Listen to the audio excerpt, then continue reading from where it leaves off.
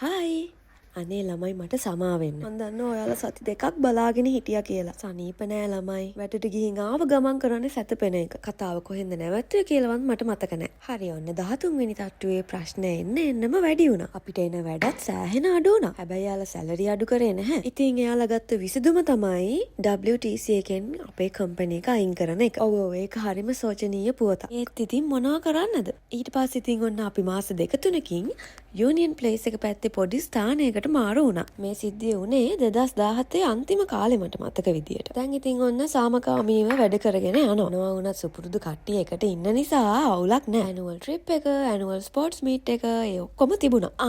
වැදගත් දෙයක් කියන්න අමතකුණානේ. WTC එකේ ඉන්න දවස්වල මට chance එකක් ආවා TV commercial එකකට ඉන්න. මගේ Instagram එකට model coordinator කෙනෙක් message කරලා තිබුණා. Sky Entertainment එකෙන්. ඉතින් එයාලා මට screen test එකකට අඬ ගහලා තිබුණා. ඇත්තටම ඉතින් මේ දේවල් ගැන අපිට idea එකක් නෑනේ. තනියම යන්නත් බයයි. හැබැයි ගිහින් බලන්නත් ඕනේ. ඊට පස්සේ මම මගේ ඔෆිස් එකේ යාළුවෝ දෙන්නෙක් එක්ක මේකට යන්න තීරණය කරා. අපි ඉතින් වැඩ ඉවර වෙලා තැන හොයාගෙන ගියා. ඇත්තටම එහෙම තැනක් තියෙනවා. එතෙන්ට ගියාට පස්සේ බය නැති වුණා. ඉතින් ටික වෙලාවකින් මල්ලි කෙනෙක් ඇවිල්ලා මගේ ප්‍රොෆයිල් ෂොට්ස් ටිකක් ගත්තා. රංජන මල්ලිව මම මේ වෙලාවෙදි මතක් කරන්න ඕනේ. ඒ වගේම මට ස්ක්‍රීන් ටෙස්ට් එකට කතා කරපු ෂැගීවත් මතක් කරන්න ඕනේ. මොකද මගේ කතාවේ ඉස්සරහට යාළුව ආය හම්බෙනවා. ඒ නිසා කවදාවත් පටන් ගත්ත තැන අමතක කරන්න හොඳ නැහැ. ඔන්න ඉතින් ටික දවසකට පස්සේ හාහා පුරා කියලා මගේ පළවෙනි TV කමර්ෂල් අත්දැකීම මට ලබා ගන්න පුළුවන් වුණා. ඔයාලට සමහර විට මතකත් ඇති මේ ඇඩ් එක. මේක රෙක්සෝනා එකේ ඇඩ් එකක්.